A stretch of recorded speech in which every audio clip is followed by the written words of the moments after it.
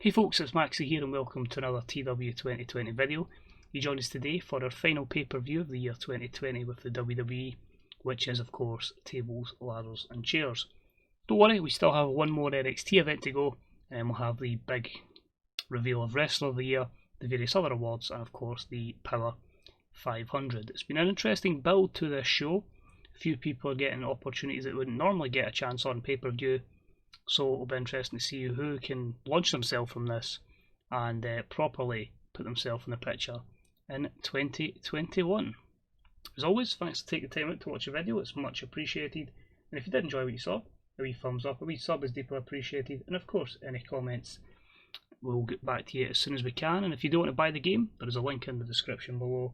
And of course, there is an opportunity to see the mods and other stuff available, such as our written and verbal content from other people in the community. The show is at the Com America Stadium. We're looking at about 38,000, and it's going to be the first time, as you can see, that we're on several pay-per-view providers alongside the WWE network. So without further ado, let's jump in to TLC. So 37,561 fans in attendance at the Com America Park. And we start off with giving the fans some great action with the continued elevation of the Swiss Superman. We have a superb matchup that saw Cesaro defeat Daniel Bryan in 10 minutes and 3 by pinfall. These two have continued to be back and forth as times went on, and I just felt like if somebody's going to put someone over and make them look $1 million, it's going to be Daniel Bryan. A segment rating of 81 gets the show off to a strong start and got the crowd buzzing, because we did make this our Steal the Show match. It's a really good opener to the TLC event. Next up we have Zelina Vega, and she's hyping up the US champion Angel Garza before his title defense. That was a 74 rated angle. Angel Garza looked very good in this particular angle, so I am happy with that. And the match itself done really well as well. It had great heat and good wrestling as Angel Garza defeated Finn Balor in 14-11 with the El Butero after Zelina Vega's interference. Angel Garza makes the 7th defence of the US title, so we've kept it quite close between title defences by him and Gargano with the IC. He's on 8, but it's hopefully elevating not just the championship but also the wrestler as well. So 77, both guys with a good performance. This was just a regular match, so it's good to know that it was a hot crowd, and hopefully later on in this episode we've managed that crowd pretty well. We had the tag team championships on the line in the women's division, and this bout had decent reaction from the crowd but subpar wrestling, and it was the Iconics who picked up the win over Alexa Bliss and Nikki Cross in 10:25 when Peyton Royce pinned Nikki Cross with a bitch kick, meaning that the Iconics are your new tag team champions. So you can see a 51 is okay, it's not great, but all of them are on a pretty level playing field, and the Aussie Alliance's Iconics pick up some silverware. Next up we have a promo with Raw superstar Dexter Lumis, just giving a chance to see him on pay-per-view, more exposure for him, and just letting Raw know that he's ready to just create more vengeance on the Raw brand. And then more excellent news for the Aussie Alliance, as in a decent matchup, Rhea Ripley defeated Sasha Banks in 11:47 with Soul Food. Rhea wins the SmackDown's women's title. So a 65 is pretty good. It's a long way to go for where I want to get these ladies to, but Rhea's been in an absolute tear in the women's division. She's never lost. She's been like a leader for the Aussie Alliance, and after managing to at least get rid of Bayley for a little bit, Sasha's been landed with Rhea, and Rhea's just destroyed her. A 65 rated match. Overall negatives, just Sasha not being a very good babyface. And after it, the Iconics celebrate with their group leader, as all three of them have championship belts, and that's a 66 there. Move along, more athletes in the women's division on SmackDown, and that's Dakota Kai, and she cuts a promo saying it's good to see that Rhea's won, but she wants that championship belt, so she is going to be gunning and ready to make a move in 2021. More action in the women's division with our best women's match so far, and this was with Io Shirai off her game, so I'm wondering how good she'll be when she's on it. But it was a good matchup, and Io Shirai defeated Asuka in 11:41 with a German suplex hold, so 77 rated matchup.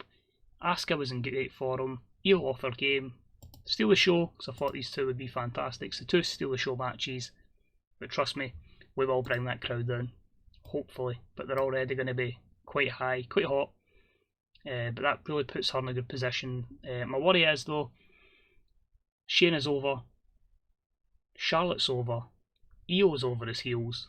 I've only really got Asuka, and I need to build up Liv and Kairi Sane for baby faces on the Raw brand.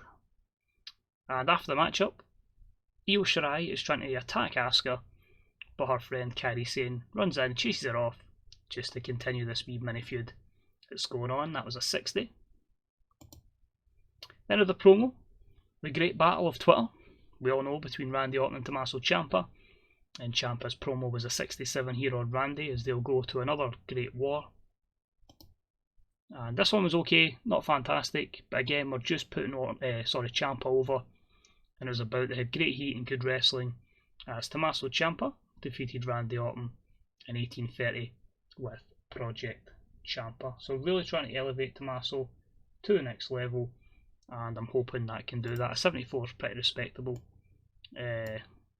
Hopefully we'll get further down the line.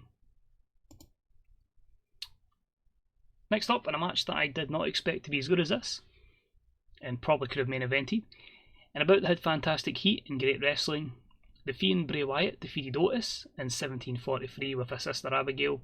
This was The Fiend's third title defence. An 80 rated matchup is incredible. They've had like a mini feud, but I've not put a storyline towards it. It's more been Mandy and Otis versus The Fiend and Sister Abigail. Sister Abigail obviously just annoying Mandy Rose, but he picks up the win here, and we might even give Otis a wee push into 2021, and I'd quite like to do this again at the Rumble. So an 80 rated matchup, pretty respectable. And this is Otis without Money in the Bank, that's just a standard, giving him a chance, and he's done well there. After the matchup, we just have Abigail beat up Mandy Rose as well, and that was a 43. It didn't lower the crowd, but it just got a penalty though. They were bored, but they didn't particularly heat the crowd down. It's still quite a hot crowd. Then we had a fatal 4-way match in a TLC for the tag champs on Raw, and it was a decent matchup that saw the Undisputed Era's Bobby Fish and Kyle O'Reilly defend against the Viking Raiders, the Street Profits, and Breezango. And Bobby Fish was the man who retrieved the championships to make the second defence of the tag titles. So pretty even here. Fish and O'Reilly, the more over guys, they're starting to improve a good wee bit because they were getting like 40 odd ratings, so that's good. And just Bobby Fish has got a gimmick that's getting stale. But overall, it's pretty decent. I'll take that. And after the matchup, AOP are back. Rizara's back from injury, so no better way to have one returning tag team and Breezango get beaten up by another returning team in the form of the Authors of Pain.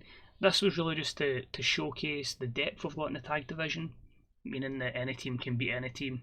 It won't be too easy for the Undisputed Era as champions. Then had a promo with the Robert Stone brand, his clients Chelsea Green, Aaliyah and Ginny, the fashionista, and that was a 40 rating. Didn't bring the crowd down a little bit, which is a wee bit concerning, but hopefully we should be fine. But a good bit of exposure for them on the main roster. AJ Styles hyping up his tables match with Roman Reigns, and he's just saying Roman got the advantage against him at Survivor Series. It's not going to be the case in this tables match. That was a 78. AJ is getting stale. Might even turn him babyface again, but we'll see when it comes to it. Their match was fantastic heat, great wrestling. Roman over AJ in a tables match in 2026 when AJ was put through the table. 82, outstanding. AJ even took a stunt bump, which is good to see.